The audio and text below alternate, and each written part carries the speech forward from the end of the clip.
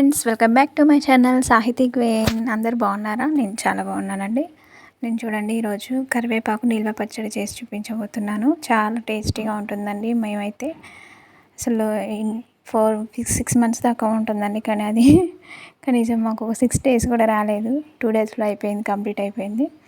So కరివేపాకుని మంచిగా శుభ్రంగా కడిగేసి ఫ్యాన్ గాలికి ఆరబెట్టుకున్నానండి. ఇక్కడ చూడండి, ప్యాన్ హీట్ చేసుకున్నాక 2 tablespoons స్పూన్ల ఆవాలు వేసుకున్నాను.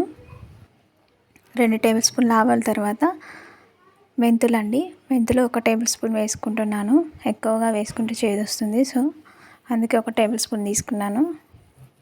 నేను తీసుకున్న క్వాంటిటీకి సరిపోతుందండి. మీరు ఎక్కువ క్వాంటిటీ తీసుకుంటే ఇంకెక్కువ తీసుకోవచ్చు. మినపప్పు 2 tablespoons తీసుకుంటున్నాను.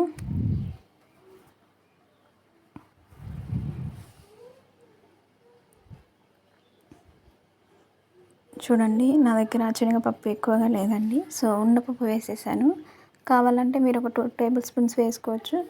జీలకర్ర మంచిగా 1 tablespoon వేసుకున్నాను. ఇవన్నీ బాగా ఫ్రై చేసుకోవాలండి. బాగా ఫ్రై అవ్వాలి. ఒక 2 minutes పడుతుందండి. 2 minutesలో మంచిగా ఫ్రై అయిపోతుంది.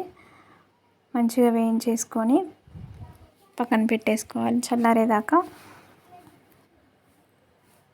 సో ఇది పక్కన పెట్టేసుకొని ఇదే ప్యాన్లో ఇప్పుడు ఆయిల్ వేసుకుందామండి. ఒక 2 tablespoons ఆయిల్ వేసుకొని ఆయిల్ మంచి హీట్ అయ్యాక చూడండి, కడిగి క్లీన్ చేసి మంచిగా ఎండపెట్టాను కదా కరివేపాకు, తడి లేకుండా చూసుకోవాలి. కరివేపాకుని ఇందులో ప్యాన్లో వేసేసుకుందాం.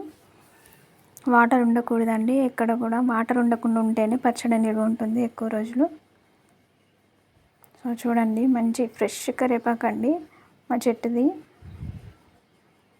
మంచిగా నీట్గా కడిగేసేసుకొని మంచిగా ఫ్యాన్ గాలికి ఆరబెట్టేసుకున్నాను నేను, తడి ఏం లేకుండా. మీరు కూడా అలానే చేయండి, లేదంటే ఎండకు కూడా పెట్టుకున్న పర్వాలేదు. చూడండి, ఇది మంచిగా ఇట్లా ఫ్రై చేసుకోవాలి కరివేపాకుని.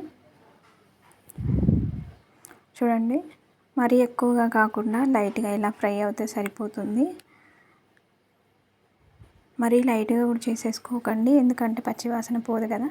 పచ్చివాసన పోయేంత వరకు ఫ్రై చేసేసుకొని ఇలా క్రిస్పీగా అయ్యేంత వరకు మంచిగా నీట్గా ఫ్రై చేసేసుకొని ఇది కూడా చల్లారేంత వరకు పక్కన పెట్టుకోవాలండి.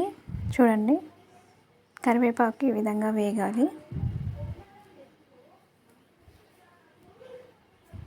మంచిగా ఈ విధంగా వేగాక చూడండి ఎంత బాగా ఫ్రై అయిందో.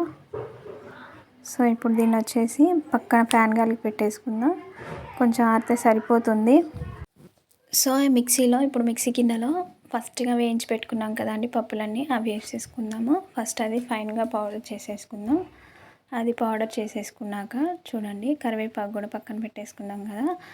చల్లారినాక ఇందులోనే పౌడర్లో వేసేద్దాం. పప్పులో పౌడర్ పట్టేసాం కదా, అందులో కరివేపాకు వేసేసుకొని ఇది కూడా మిక్సీ పట్టేద్దామండి.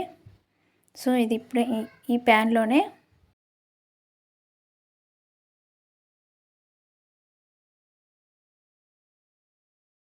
ఇప్పుడు ఇదే ప్యాన్లో చూడండి చింతపండు వేసేసుకుందాం.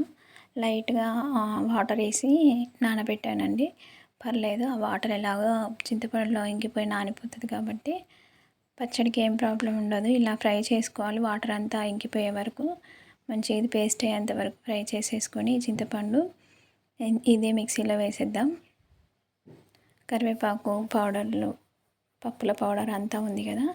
చూడండి, మిక్సీ పట్టాక చూపిస్తున్నాను. ఇందులో 1 tablespoon ఉప్పు,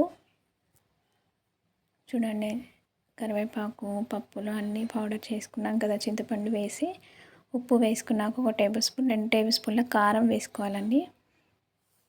నేనైతే మంచి కారం తీసుకున్నాను, పచ్చడి కారం అండి. సో ఇప్పుడు ఈ కారం కూడా వేసాక మీకు ఇదంతా బ్యాలెన్స్ మంచిగా టేస్ట్ ఉండాలంటే నేనైతే 1 tablespoon బెల్లం వేసుకున్నానండి.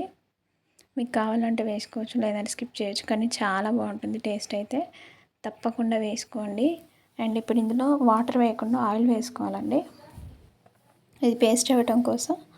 చూడండి, కరివేపాకు పేస్ట్ రెడీ అయిపోయింది. సో ఇప్పుడు ఇదే ప్యాన్లో ఆయిల్ పోసేసుకొని హీట్ అయ్యాక తాలింపు గింజలు వేసేసుకుందాం.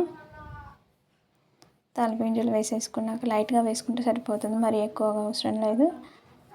ఇలా లైట్గా వేసేసుకున్నాక మంచిగా ఇది ఫ్రై అయ్యాక ఎండుమిర్చి వేసుకుందామండి. ఎండుమిర్చి అయితే నాకు 2-3 ఉంటే తీసేసి వేసేసుకున్నాను, సరిపోతుంది. క్వాంటిటీని బట్టి వేసుకుంటే సరిపోతుందండి. మీకే కావాలంటే ఇంకా ఎక్స్ట్రా కూడా వేసుకోవచ్చు.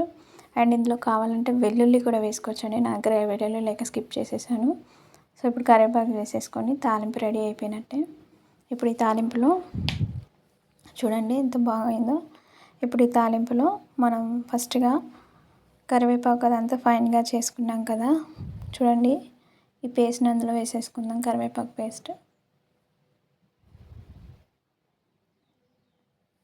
సో ఇదంతా ఆయిల్లో మిక్స్ అయ్యేలా, ఈ తాలింపులో మిక్స్ అయిపోయేలా కలిపేసుకుందాము.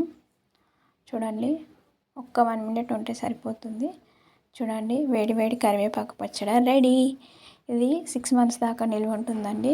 బయట ఉన్న ఫ్రిడ్జ్లో ఉన్న ఇంకా ఎక్కువ నెలలు కూడా ఉంటుంది. సో మీకు ఈ పచ్చడి నచ్చినట్లయితే లైక్ చేయండి, సబ్స్క్రైబ్ చేసుకోవడం మాత్రం అస్సలు మర్చిపోకండి. తప్పకుండా కామెంట్ చేయండి. Thank you for watching.